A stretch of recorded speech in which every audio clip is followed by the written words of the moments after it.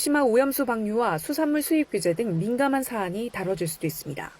정상회담 의제가 아직 정해져 있는 것은 아닙니다만 우리 국민의 건강적인 이익이 가장 큰 관심사이기 때문에 과거사 문제의 경우 경제와 안보 협력 강화와 별개로 대응한다는 기조가 이어질 거로 보입니다. 최근 양국이 모두 미국과 관세 협상을 마무리한 가운데 달라진 통상 환경에 대한 공조 방안도 모색될 수 있습니다. 이 대통령이 한미 정상회담에 앞서 이례적으로 일본을 먼저 찾는 건 트럼프 대통령에게 한미일 공조 의지를 보여주기 위한 거란 해석도 나옵니다. 중국 견제 측면에서 한미일 안보 협력의 중요성을 강조하고 있는 미국에 분명한 메시지를 보이는 전략적 포석이란 겁니다. 이 대통령의 방미 방일 일정이 확정됨에 따라 대미 대일 특사단 파견은 추진하지 않는다고 대통령실은 밝혔습니다. KBS 뉴스 손서영입니다. 트럼프 대통령에 이어서 이번엔 베센트 미 재무장관이 미 연방준비제도를 향해 금리 인하를 촉구했습니다. 인하폭도 보통 때 0.25가 아닌 0.5%포인트를 주장했습니다. 뉴욕 박일중 특파원입니다. 베센트 미국 재무장관은 전날 나온 물가지표가 환상적이었다며 관세로 인한 인플레이션은 없다고 주장했습니다. 그러면서 당장 9월 미 연방준비제도의 금리결정회의에서 0.5%포인트의 금리 인하를 다시 촉구했습니다. I do think we could go into a series of rate cuts here, starting with a 50 basis point rate cut in September. 평소 금리 조정폭인 0.25%포인트의 2배로 이른바 피컷으로 불리는 금리 인하입니다. 큰 폭의 금리 인하가 경제가 좋지 않다는 걸 인정하는 것 아니냐는 질문엔 금리가 지금보다 1.5%포인트에서 1.75%포인트는 낮았어야 한다며 이를 따라가는 과정일 뿐이라고 답했습니다. 그러면서 연준 이사로 지명된 스티븐 마이런 백악관 국가경제자문위원장이 다음 달 중순 금리 결정회의 전에 상원의 인준을 통과하면 연준의 회의 내용이 바뀌게 될 거라며 기대감을 표했습니다. 지난 금리 결정회의에서 금리 인하를 주장한 연준 이사 2명을 포함하면 투표권을 가진 12명 가운데 최소 3명이 금리 인하 쪽에 서게 되기 때문입니다.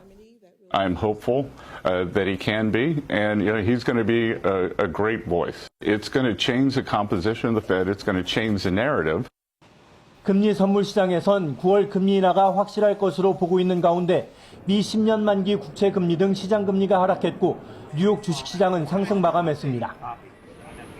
내년 5월 임기가 끝나는 파월 의장이 이사직에서도 물러난다면 트럼프 대통령은 사실상 연준 이사회를 장악하게 됩니다. 트럼프 대통령은 차기 의장 후보를 서너 명으로 압축했다며 조기 지명을 시사했습니다. 뉴욕에서 KBS 뉴스 박일중입니다. 이번엔 KB증권 연결해서 오늘의 주식시장 알아보겠습니다. KB증권입니다. 상승 출발했던 코스피는 하락 반전하는 등 혼조세입니다. 코스닥 시장은 현재 보합권에서 움직이고 있습니다. 이 시각 현재 코스피는 4.99포인트 하락한 3,219.38에 코스닥은 0.53포인트 내린 813.57에 거래되고 있습니다. 미국 소비자 물가지수 결과에 9월 금리 인하 기대감 확대를 넘어 50bp 인하 확률도 등장하며 미국 증시는 상승했습니다. 코스피 시장에서 외국인과 기관은 순매수를, 개인은 팔고 있습니다. LG에너지솔루션과 삼성 SDI를 비롯한 2차전 지주 흐름 좋은 가운데 메리츠 금융지주는 반기 최대 실적의 강세입니다. 이 밖에도 두산퓨얼셀과 금호타이어, 현대해상 상승 중인 반면 LG디스플레이, 한화생명 하락하고 있습니다. 코스닥 시장에서는 JYP엔터 강세를, 오늘 상장한 G2G 바이오도 상승 중입니다. 이 시각 현재 달러화에 대한 원화 환율은 1,378원 90전에 거래되고 있습니다. 지금까지 KB증권이었습니다.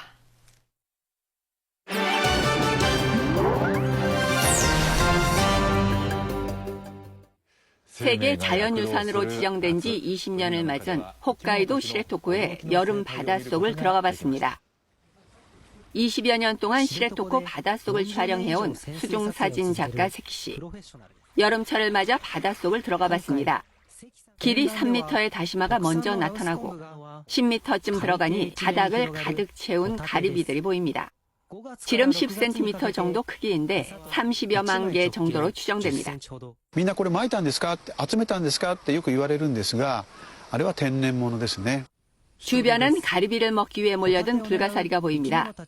가리비를 발견하면 위에서 눌러 질식시키는데 가리비가 반격하는 모습도 포착됐습니다. 불가사리가 다가서면 조개 껍데기를 열고 닫아 물을 뿜어내며 자신을 보호합니다. 또 다른 천적인 점가자미는 가리비를 집단으로 습격합니다. 시레토코 바닷속의 천연 가리비 군락은 단순히 풍족한 어족 자원 이상으로 먹이사슬과 서식지 환경의 건강함을 보여주는 지표입니다. 애틀란타 브레이브스와 마이애미 말린스의 경기가 열리는 야구장. 오늘은 심판이 주목받는 경기입니다. 바로 메이저리그 역사상 최초의 여성 심판 젠 파월이 데뷔전을 치르는 날이었습니다. 150년 전통의 미국 메이저리그에서 여성 심판이 정규 시즌 경기에 나선 건 처음입니다. And with that first pitch, Jen Powell has officially made history. 학창 시절 소프트볼 선수로 활동했던 젠 파월은 이후 소프트볼 심판으로 경험을 쌓았고 2016년부터 마이너리그에서 1200경기 이상 심판을 맡아왔습니다. 그리고 마침내 꿈을 현실로 만들었습니다. Just incredible. Like dream came true. Like the dream actually came true today. It was pretty amazing when we took the field and it seemed like quite a few people started clapping and saying my name and stuff. So that was pretty intense. 경기장에는 최초의 여성 심판을 응원하는 피켓들이 물결을 이뤘습니다. 관중들도 박수로 환호했습니다. She handled and managed the game very well. A big day for her, big day for Major League Baseball. 오랜 노력 끝에 야구계의 유리천장을 깬 파월은 경기 후 자신이 착용했던 심판 모자를 메이저리그 명예의 전당에 기증했습니다. 코트디부아르 수도 아비장의 생태공원. 지난 40년간 도시의 애물단지인 거대한 쓰레기 매립지였던 곳입니다. 1,800만 톤의 폐기물이 묻혀 있어 그야말로 악취로 그득했던 공간이었습니다. Tous les voitures d'aujourd'hui venaient déverser les ordures ici. On n'a jamais pensé qu'aujourd'hui ça peut être un impact. 변화는 2021년부터 시작됐습니다. 아프리카 개발은행과 국제협력기구의 지원을 받아 정부가 대규모 정화 작업과 녹지 조성 프로젝트를 진행했습니다. 이제는 산책하고 담소하는 공간으로 탈바꿈한 모습에 매립지였던 과거를 기억하는 주민들은 감탄을 연발합니다. Tellement beau à voir, tellement joli. Donc on va y revenir encore.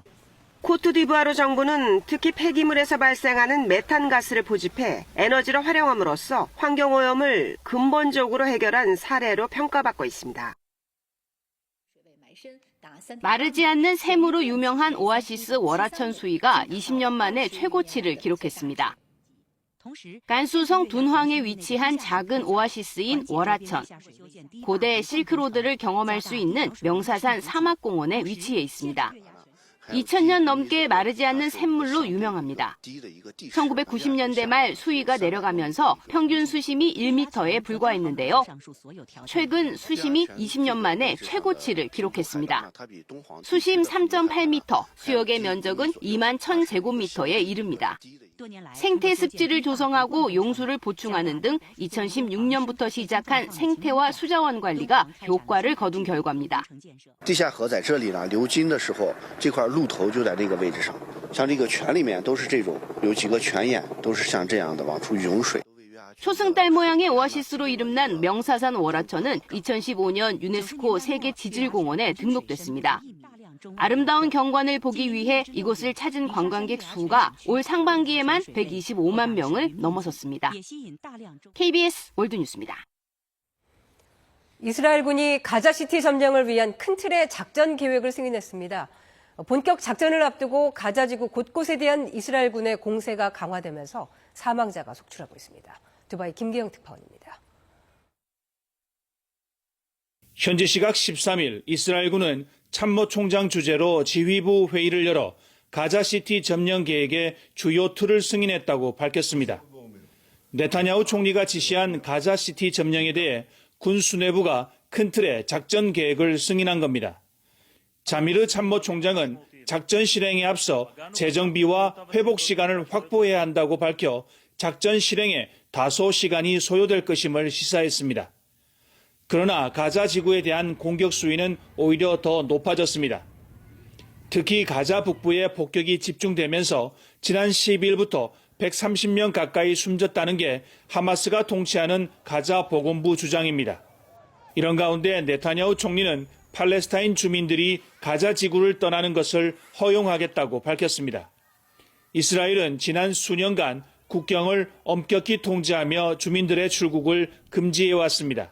אנחנו נאפשר את זה, קודם כל בתוך עזה, בזמן הלחימה, ובוודאי נאפשר להם גם לצאת מעזה. 이와 관련해 이스라엘 정부가 인도네시아와 남수단, 우간다 등 5개 국가 가자 주민들을 재정착시키는 방안을 논의하고 있다고 이스라엘 언론이 보도했습니다. 이 중 인도네시아 등과는 일부 진전이 이루어지는 등 이민자 수용에 더 개방적인 곳도 있다고 이 언론은 전했습니다. 두바이에서 KBS 뉴스 김계영입니다.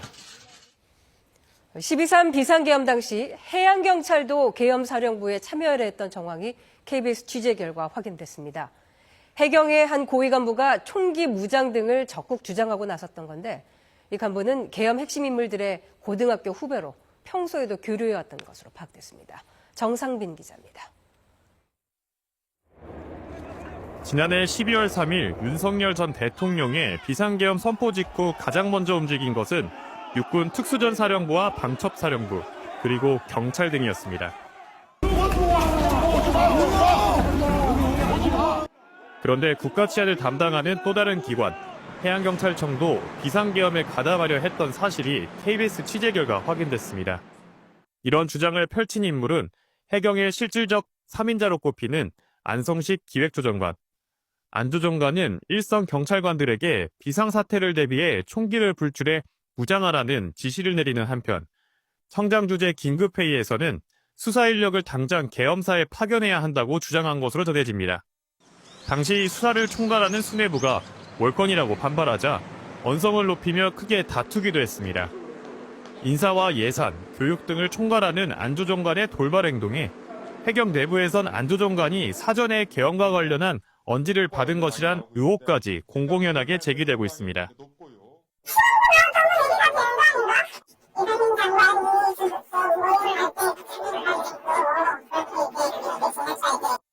안 조정관은 충암고 서울대를 졸업하고 해경 출신으로는 최초로 대통령 인수위원회에 파견됐습니다.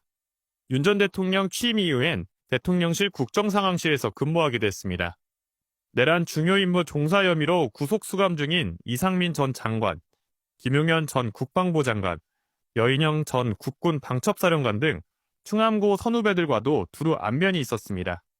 안 조정관은 사법고시 출신으로 계엄법을 잘 알아 건의했던 것뿐이라면서 충암고 선배들과 사전에 계엄을 논의한 적은 없다고 해명했습니다. KBS 뉴스 정상빈입니다. 정부가 아동수당 확대 방안을 발표했습니다. 지금은 만 8세 미만까지 월 10만 원을 받는데 2030년까지 만 13세 미만으로 확대하기로 했습니다. 부모들은 환영하는 분위기지만 2조 원가량의 재원이 더 들어갑니다. 김성수 기자가 보도합니다. 만 6살 아이를 둔 이 학부모는 매달 받는 아동수당 10만 원을 주로 교육비로 씁니다. 아이가 클수록 돈이 많이 들어가는데 아동수당은 2년 뒤면 끊깁니다. 아동수당을 받는 부모 절반 이상은 지원기간 확대를 개성과제로 꼽았습니다. 초등학교 들어가고 하면은 태권도 학원이라도 가게 되고 애들이 커갈 때 들어가는 돈은 더 많은데 지급되는 게 줄어드니까 조금이라도 된다면 도움이 많이 되죠. 국정기획위원회가 아동수당 수급 대상을 확대하기로 결정했습니다. 현행 만 8세 미만에서 향후 5년간 단계적으로 13세 미만까지 대상자를 늘립니다. 2030년엔 초등학교 6학년까지 130만여 명이 추가 혜택을 볼 것으로 추산됩니다. 그동안 확대 필요성에 공감대는 있었지만 재원 마련이 숙제입니다. 한 해 아동수당 예산은 2조 5천억 원, 대상 연령을 1살 올리면 5천억 원 정도 늘어납니다.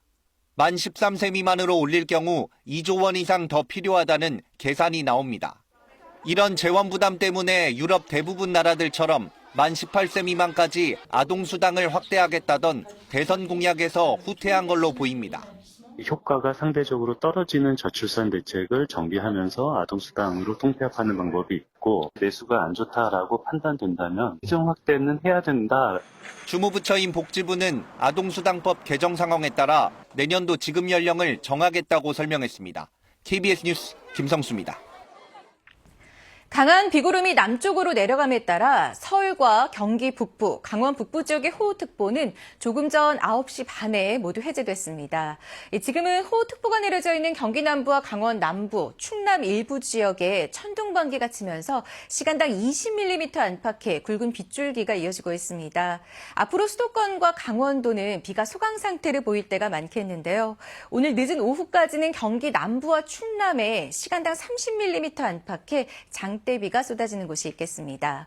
호우특보가 해제되면서 예상 강수량도 대폭 수정됐습니다. 오늘 하루 예상 강수량은 경기 남부와 충남에 최대 80mm, 서울과 경기 북부, 강원 중남부 내륙에 20에서 60mm 정도입니다.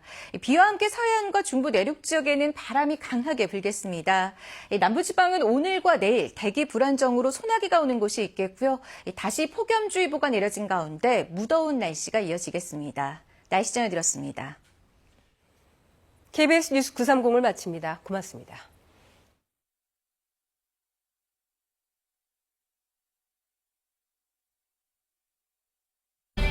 산사태 피해를 최소화하려면 어떻게 해야 할까요? 집중호우가 시작되면 만약을 대비해 대피소 위치를 미리 확인하고 야외 활동을 자제합니다. 대피명령 발령 시에는 2차 피해 예방을 위해 가스, 전기를 차단하고 지정된 대피소로 신속히 대피합니다. 만약 대피가 힘든 경우라면 산과 가장 멀리 떨어진 높은 공간으로 대피합니다. 산사태, 미리 대비하면 피해를 줄일 수 있습니다.